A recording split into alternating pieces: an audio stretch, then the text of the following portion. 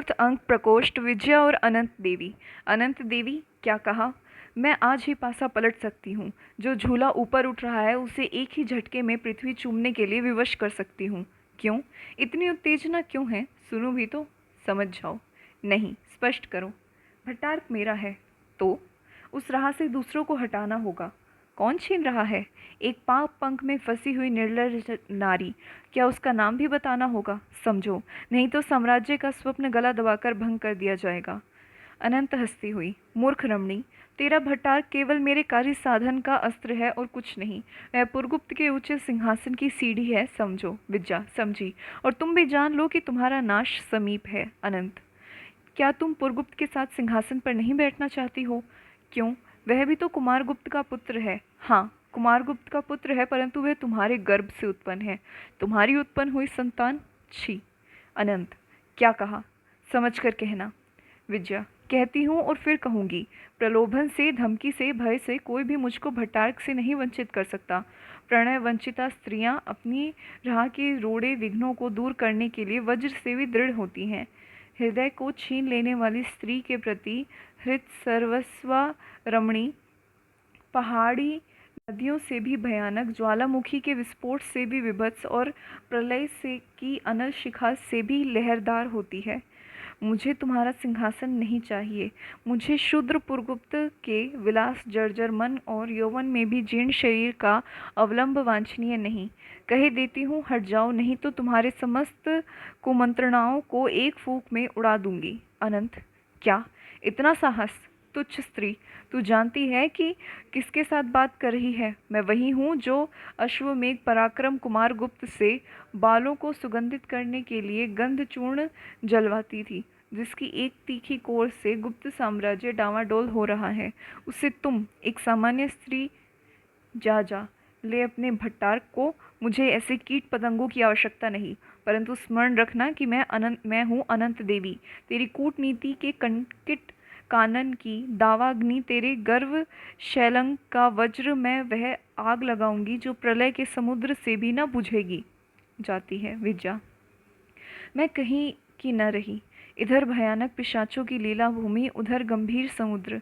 दुर्बल दुर्बल रमणी हृदय, थोड़ी आंच में गरम और शीतल हाथ फेरते ही ठंडा।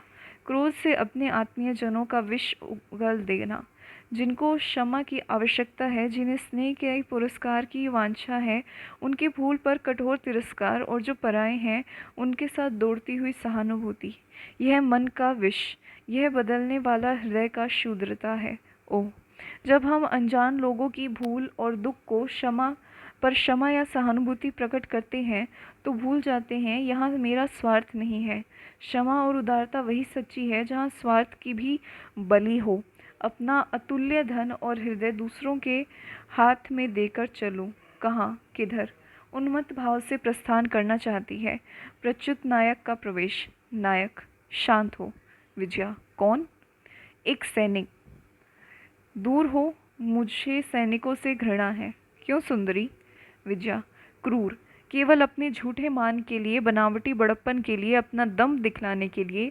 एक अनियंत्रित हृदय का लोहों से खेल विडंबना है। किसकी रक्षा, किसकी दीन की सहायता के लिए तुम्हारे अस्त्र हैं? नायक, साम्राज्य की रक्षा के लिए। विजया, झूठ। तुम सबको जंगली हिंसक पशु होकर जन्म लेना था। डाकू, थोड़े से ठिकरों के लिए अमूल्य मानव जीवन का नाश करने वाले भयानक भेड़िए। नायक स्वगत, पागल हो गई है क्या? विजया, स्नेहमयी देवसेना का शंका से तिरस्कार किया। मिलते हुए स्वर्ग को घमंड से तुच्छ समझा। देवतुल्य स्कंदगुप्त से विद्रोह किया। किस लिए? केवल अपना रूप, धन, यौवन दूसरों को दान करके उन्हें नीचा दिखाने के लिए। स्वार्थपूर्ण मनुष्यों की प्रताड़ना में पड़कर खो दिया इस लोक का सुख, उस लोक की शांति। ओह! नायक, शांत हो। विजया, शांति कहाँ है? अपने को दंड देने के लिए मैं स्वयं उनसे अलग हुई। उन्हें दिखाने के लिए मैं भी कुछ हूँ, अपनी भूल थी। उसी अभिमान से उनके सिर दोष के रूप में मढ़ रखा था। उन पर झूठा अभियोग लगाकर नीच हृदय को नित्य उत्तेजित कर रही थी। अब उसका फल मिलेगा। नायक, रमणी, भूला हुआ लौट आता है, खोया हुआ मिल जाता है, परंतु जो जानबूझकर भूल भुलैया तोड़ने के अभिमान से उसमें घुसता है, वह उसके चक्रव्यूह में स्वयं मरता है, दूसरों को भी मारता है। शांति का, कल्याण का मार्ग उन्मुक्त है। द्रोह को छोड़ दो, स्वार्थ को विस्मृत करो, सब तुम्हारा है। विजया सिसकती हुई। मैं अनाथ निस्सहाय हूँ। नायक बनावटी रूप उतारता है। मैं शर्वनाक हूँ। मैं सम्राट का अनुचर हूँ। मगध की परिस्थिति देखकर अपने विषय अंतर्वेद को लौटा रहा हूँ। विजया, क्या अंतर्वेद के विषयपति शर्वनाक? शर्व, हाँ, परंतु देश पर एक भीषण आतंक है। भट्टारक की पिशाच लीला सफल होना चाहती है। विजया, चलो, देश के प्रत्येक बच्चे, बूढ़े और युवक को उसकी भलाई में लगाना होगा, कल्याण का मार्ग प्रशस्त करना होगा। और यदि हम राज सिंहासन न प्रस्तुत कर सकें तो हमें अधीर न होना चाहिए। हम देश की प्रत्येक गली को झाड़ू देकर ही इतना स्वच्छ कर दें कि उस पर चलने वाला राजमार्ग का सुख पावे। विजया कुछ सोचकर, तुमने सच कहा, सबको कल्याण की शुभागमन के लिए कटिबद्ध होना चाहिए। चलो। दोनों प्रस्थान। भट्टारक का शिविर। नर्तकी गाती है। भावनिधि में लहरियाँ उठी तभी, झूलकर भूलकर भी जब स्मरण होता कभी। मधुर मुरली फूंक दी तुमने भला, नींद मुझको आ चली थी बस अभी। सब रगों में फिर रही हैं बिजलियाँ, नील नीरद क्या न बरसेंगे कभी। एक झोंका और मल्यानिल आहा, शुद्र कलिका है खिली जाती अभी। कौन मरकर मरकर जिएगा इस तरह, यह समस्या हल न होती क्या कभी। कमला और देवकी का प्रवेश। देवकी। भट्टारक, कहाँ है मेरा सर्वस्व? बता दे। मेरे आनंद का उत्सव, मेरी आशा का सहारा कहाँ है? भट्टारक। कौन? कमला। कृतघ्न, नहीं देखता यह वही देवी है जिन्होंने तेरे नारकीय अपराध को क्षमा किया था, जिन्होंने तुझसे घिनौने कीड़े को भी मरने से बचाया था। वही देव प्रतिमा महादेवी देवकी। भट्टारक पहचान कर। कौन? मेरी माँ। कमला। तू कह सकता है, परंतु मुझे तुझको पुत्र कहने में संकोच होता है। लज्जा से गड़ी जा रही हूँ। जिस जननी की संतान, जिसका अभागा पुत्र ऐसा देशद्रोही हो, उसको क्या मुंह दिखाना चाहिए? भट्टारक। भट्टारक। राजमाता और मेरी माता? देवकी। बता भट्टारक, वह आर्यव्रत का रत्न कहाँ है? देश का बिना दाम का सेवक, वह जनसाधारण के हृदय का स्वामी कहाँ है? उससे शत्रुता करते हुए तुझे।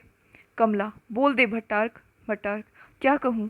कुभा की शुद्ध लहरों से पूछो, हिमवान के गल जाने वाले बर्फों से पूछो कि वह कहाँ है। मैं नहीं। देवकी। आह, गया मेरा स्कंद, मेरा प्राण, गिरती है मृत्यु। कमला उसे संभालती है। देख पिशाच, एक बार अपनी विजय पर प्रसन्नता से खिलखिला ले। नीच पुण्य प्रतिमा को, स्त्री की गरिमा को धूल में लौटता हुआ देखकर एक बार हृदय खोलकर हंस ले। हाँ देवी। भट्टारक। क्या? भयभीत होकर देखता है। कमला।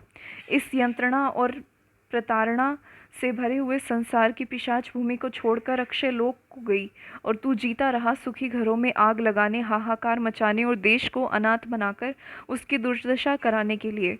नर्क के कीड़े, तू जीता रहा। भट्टारक। माँ, अधिक न कहो। साम्राज्य के विरुद्ध कोई अपराध करने का मेरा उद्देश्य नहीं था। केवल पुरगुप्त को सिंहासन पर बिठाने का प्रतिज्ञा से प्रेरित होकर मैंने यह किया। स्कंदगुप्त न सही, पुरगुप्त सम्राट होगा। कमला। अरे मूर्ख, अपनी तुच्छ बुद्धि को सत्य मानकर उसे दर्प में भूलकर मनुष्य कितना बड़ा अपराध कर सकता है। पासर। तू सम्राटों का नियामक बन गया। मैंने भूल की। सूतिका गृह में ही तेरा गला घोटकर क्यों न मार डाला। आत्महत्या के अतिरिक्त अब और कोई प्रायश्चित नहीं। भट्टारक। माँ, क्षमा करो। आज से मैंने शस्त्र त्याग किया। मैं इस संघर्ष से अलग हूँ। अब अपनी दुर्बुद्धि से तुम्हें कष्ट न पहुँचाऊंगा। तलवार डाल देता है। कमला। तूने विलंब किया भट्टारक। महादेवी, एक दिन जिसके नाम पर गुप्त साम्राज्य मस्तक होता था, आज उसकी अंत्येष्टि क्रिया के लिए कोई उपाय नहीं। हाँ, दुर्दैव। भट्टारक। ताली बजाता है, सैनिक आते हैं। महादेवी की अंत्येष्टि क्रिया राज सम्मान से होनी चाहिए। चलो, शीघ्रता करो। देवकी के शव को एक ऊंचे स्थान पर दोनों मिलकर रखते हैं। कमला। भट्टारक। इस पुण्य चरण के स्पर्श से संभव है तेरा पाप छूट जाए। भट्टारक और कमला पर तीव्र आलोक। काश्मीर न्यायाधिकरण में मातृगुप्त। एक स्त्री, और दंडनायक। मातृगुप्त। नंदीग्राम के दंडनायक देवनंद, यहाँ यह क्या है? देवनंद। कुमार माते की जय हो। बहुत परिश्रम करने पर भी मैं इस रमणी के अपहृत धन का पता न लगा सका। इसमें मेरा अपराध अधिक नहीं है। मातृगुप्त। फिर किसका है? तुम गुप्त साम्राज्य का विधान भूल गए। प्रजा की रक्षा के लिए कर लिया जाता है। यदि तुम उसकी रक्षा न कर सके तो वह अर्थ तुम्हारी भृति से कटकर इस रमणी को मिलेगा। देवनंद। परंतु वह इतना अधिक है कि मेरा जीवन भर की भृति से भी उसका भरना असंभव है। मातृगुप्त। तब राजकोष उसे देगा और तुम उसका फल भोगोगे। देवनंद। परंतु मैं पहले ही निवेदन कर चुका हूँ, इसमें मेरा अपराध अधिक नहीं है। यह श्रीनगर के सबसे अधिक समृद्धिशालिनी वेश्या है। यह अपने अंतरंग लोगों का परिचय भी नहीं बताती। फिर मैं कैसे पता लगाऊं? गुप्तचर भी थक गए हैं। मातृगुप्त। हाँ, इसका नाम मैं भूल गया। देवनंद। मालिनी। मालिनी नाम की वेश्या। मातृगुप्त। क्या? मालिनी? कुछ सोचता हुआ। अच्छा, जाओ, कोषाध्यक्ष को भेज दो। देवनंद प्रस्थान करता है। मातृगुप्त। मालिनी, अवगुंठन हटाओ, सिर ऊंचा करो। मैं अपना भ्रम निवारण करना चाहता हूँ। अवगुंठन हटाकर मालिनी मातृगुप्त की ओर देखती है। मातृगुप्त चकित होकर उसको देखता है। मातृगुप्त। तुम कौन हो मालिनी? छलना? नहीं नहीं, भ्रम। मालिनी। नहीं मातृगुप्त, मैं ही हूँ। अवगुंठन केवल इसीलिए था कि मैं तुम्हें मुख नहीं दिखला सकती थी। मातृगुप्त। मैं वही हूँ। मातृगुप्त। तुम नहीं। मेरी मालिनी, मेरे हृदय की आराध्य देवता, वैश्या असंभव। परंतु नहीं, वही है मुख। यद्यपि विलास ने उस पर अपनी मलिन छाया डाल दी है, उस पर अपने अभिशाप की छाप लगा दी है, पर तुम वही हो। हाँ। दुर्दैव। मालिनी। दुर्दैव? मातृगुप्त। मैं आज तक तुम्हें पूछता था, तुम्हारी पवित्र स्मृति को कंगाल की निधि की भांति छिपाए रहा। मूर्ख मैं। मालिनी। मेरे शून्य भाग्याकाश के मंदिर का द्वार खोलकर तुम्ही ने उनिधि उषा का सदृश झांका था और मेरे भिखारी संसार पर स्वर्ण बिखेर दिया था। तुम्ही मालिनी, तुमने सोने के लिए नंदन का अम्लान कुसुम बेच डाला। जाओ मालिनी, राजकोष से अपना धन ले लो। मालिनी मातृगुप्त के पैरों पर गिरती हुई। एक बार क्षमा कर दो मातृगुप्त। मातृगुप्त। मैं इतना दृढ़ नहीं हूँ मालिनी कि तुम्हें इस अपराध के कारण भूल जाऊं, पर वह स्मृति दूसरे प्रकार की होगी।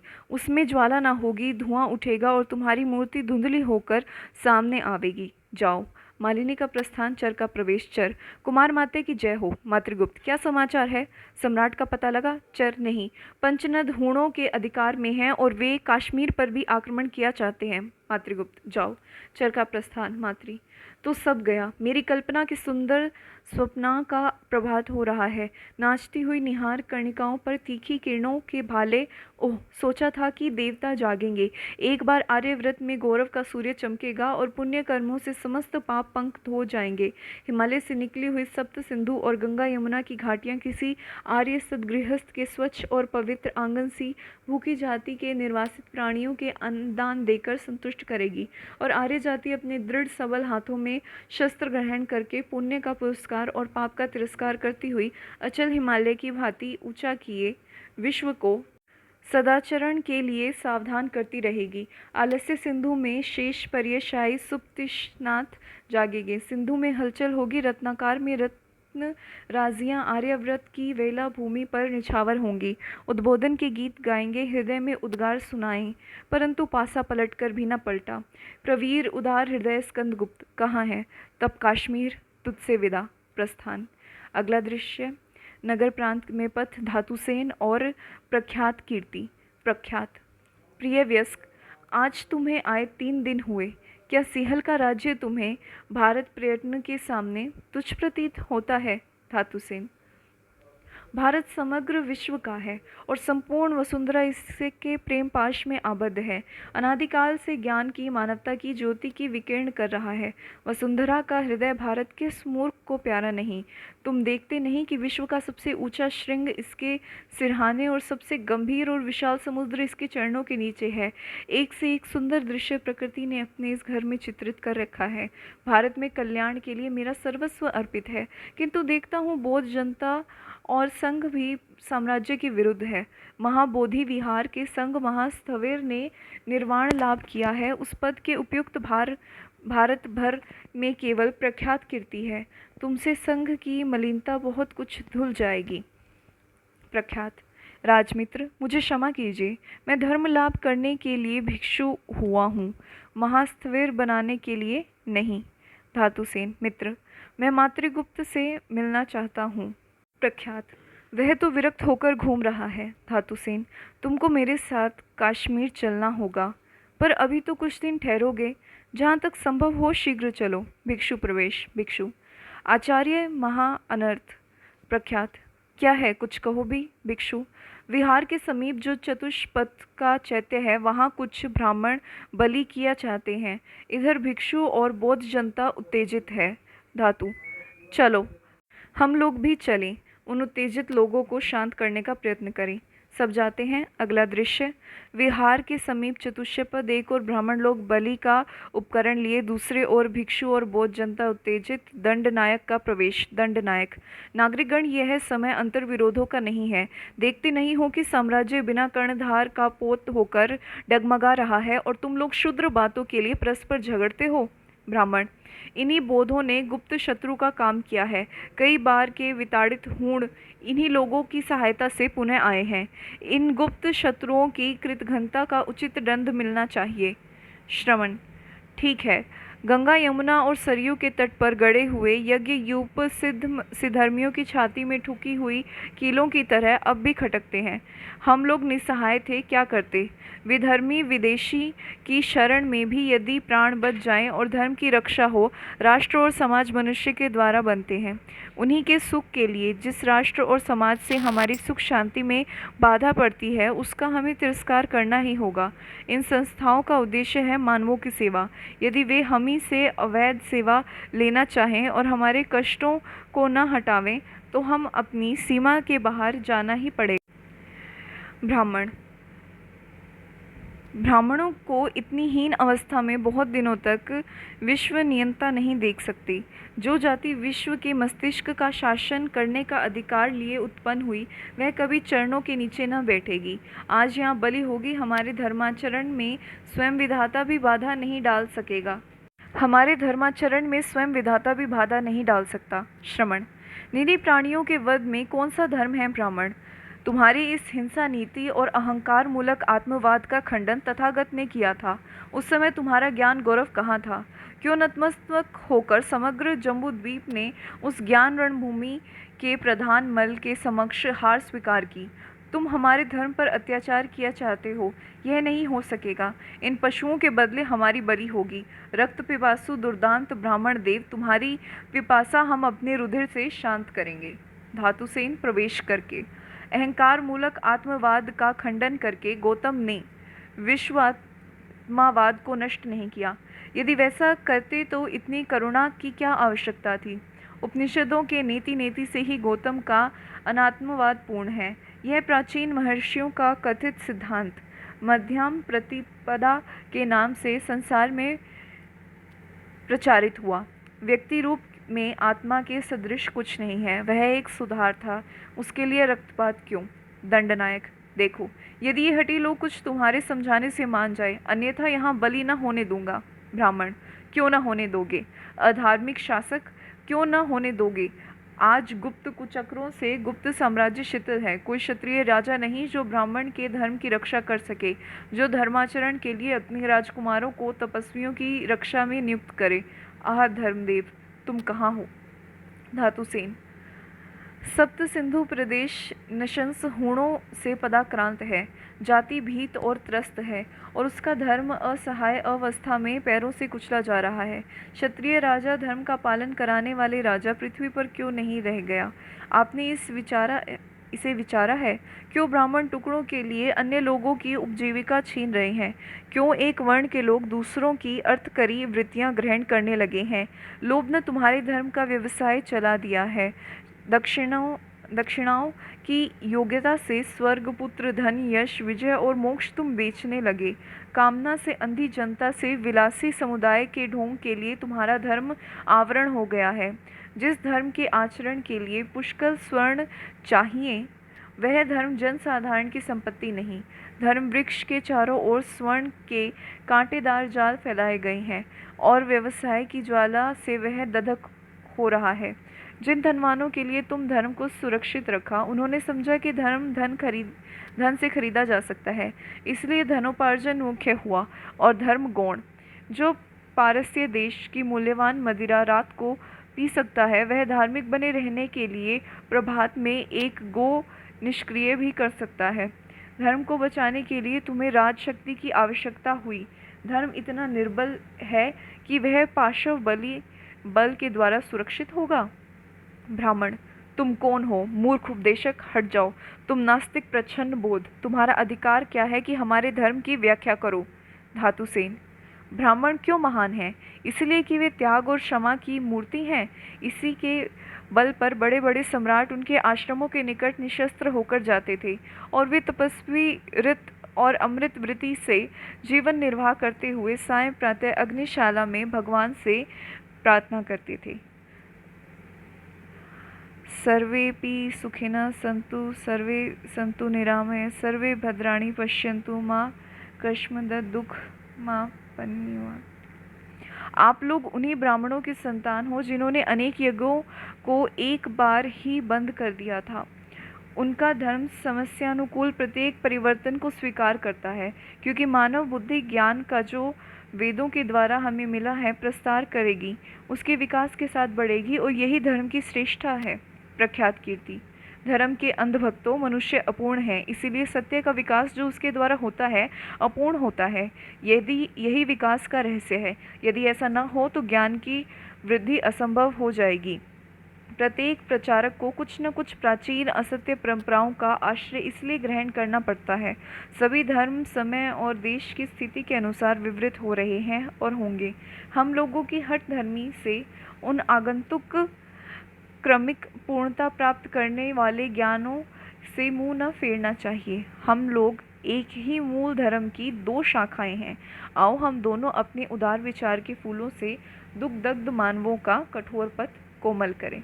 बहुत से लोग, ठीक तो है, हम लोग व्यर्थ आपस में ही झगड़ते हैं और आतताइयों को देखकर घर में घुस जाते हैं। होड़ों के सामने तलवारें लेकर इसी तरह क्यों नहीं अड़ जाते? दंडनायक, यही तो बात है नागरिक। प्रख्यात कीर्ति, मैं इस विहार का आचार्य हूँ और मेरी सम्मति धार्मिक झगड़ों में बोधों को माननी चाहिए।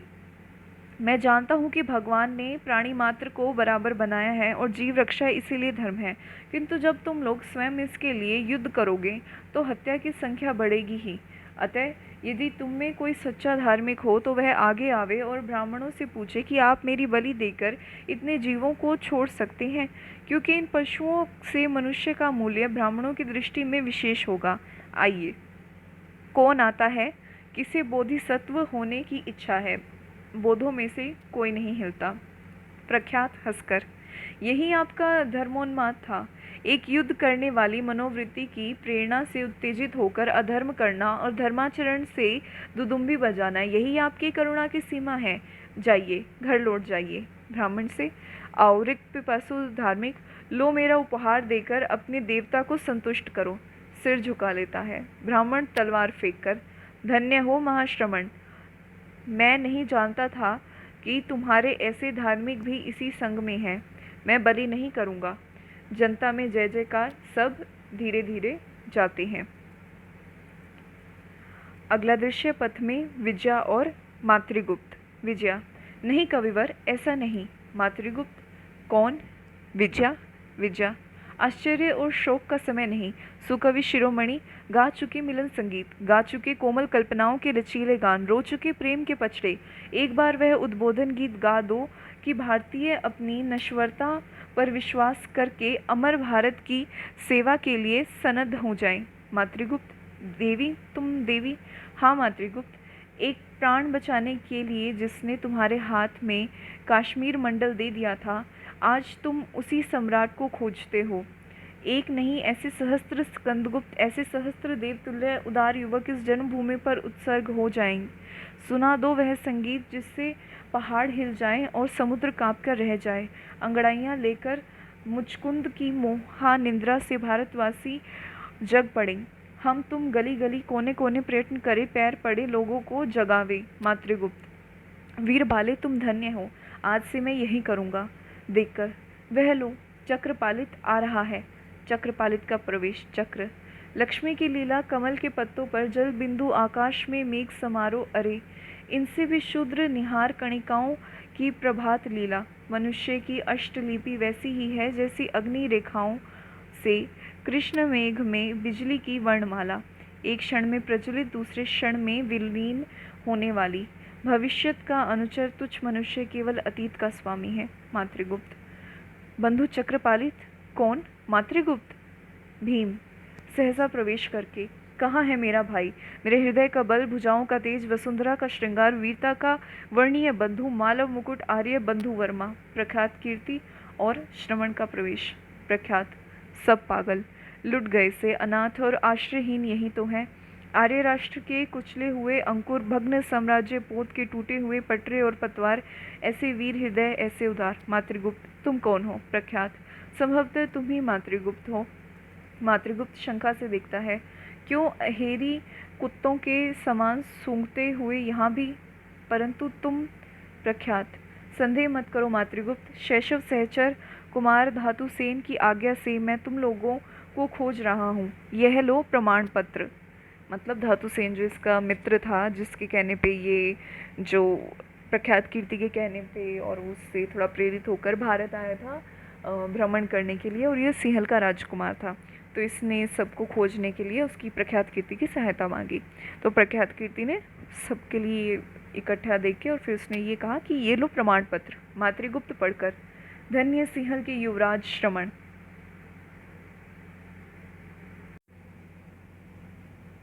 कह देना मैं आगे अनुसार चलूँगा और कनिष्क क्षेत्र के समीप भेंट होगी।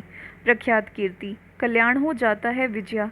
कहाँ चले हम लोग? मातृगुप्त, उसी जंगल में सब लोग जाते हैं। दृश्यांतर, अगला दृश्य कमला की कुटी, विचित्र अवस्था में स्कंदगुप्त का प्रवेश।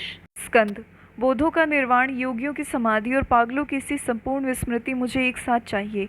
चेतना कहती है कि तू राजा है और उत्तर में जैसे कोई कहता है कि तू खिलौना है, उसी खिलवाड़ी वटपत्रशाही बालक के हाथों का खिलौना है। तेरा मुकुट श्रमजीवी की टोकरी से भी तुच्छ है। करुणा सहचर, क्या जिस पर कृपा होती है उसी को दुख का अमोघ दान देते हो? नाथ, मुझे दुखों से भय नहीं, संसार के संकोचपूर्ण संकेतों की लज्जा नहीं। वैभव की जितनी कड़ियाँ टूटती हैं उतना ही मनुष्य बंधनों से छूटता है और तुम्हारी ओर अग्रसर होता है। परंतु यह ठिकरा इसी सिर पर फूटने को था। आर्य साम्राज्य का नाश इन्हीं आंखों को देखना था। हृदय कांप उठता है, देशाभिमान गरजने लगता है। मेरा स्वत्व न हो, मुझे अधिकार की आवश्यकता नहीं। यह नीति और सदाचारों का महान आश्रय वृक्ष गुप्त साम्राज्य हरा भरा रहे और भी इसका उपयुक्त रक्षक हो। ओह, जाने दो, गया सब कुछ गया। मन बहलाने को कुछ वस्तु न रही। कर्तव्य विस्मृत, भविष्य अंधकारपूर्ण, लक्ष्यहीन दौड़ और अनंत सागर का संतरण है।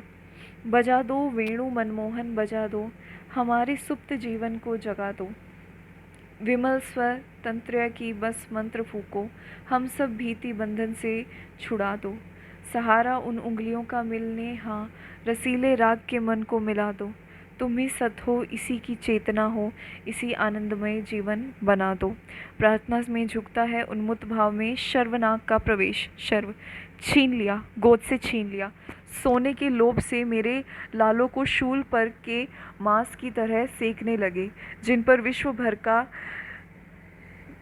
भंडारा लुटाने को मैं प्रस्तुत था। उन्हें गुदड़ी के लालों को राक्षसों ने, हूणों ने, लुटेरों ने लूट लिया।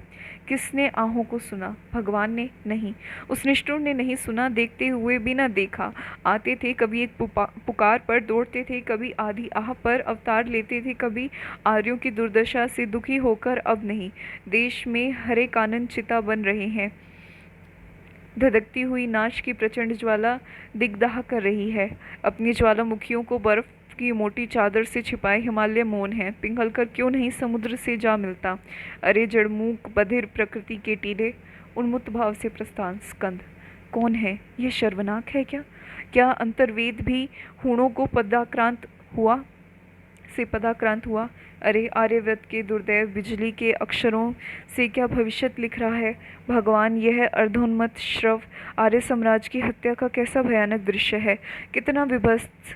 सिंहों की विहार स्थली में श्रृंगाल वृंद सड़ी लोथ नोच रहे हैं। पगली रामा का प्रवेश स्कंद को देखकर। लुटेरा है तू भी? क्या लेगा? मेरी सूखी हड्डियां तेरे दांतों से टूटेंगी। देख तो। हाथ चढ़ाती है। स्कंद कौन? रामा? रामा आश्चर्य से।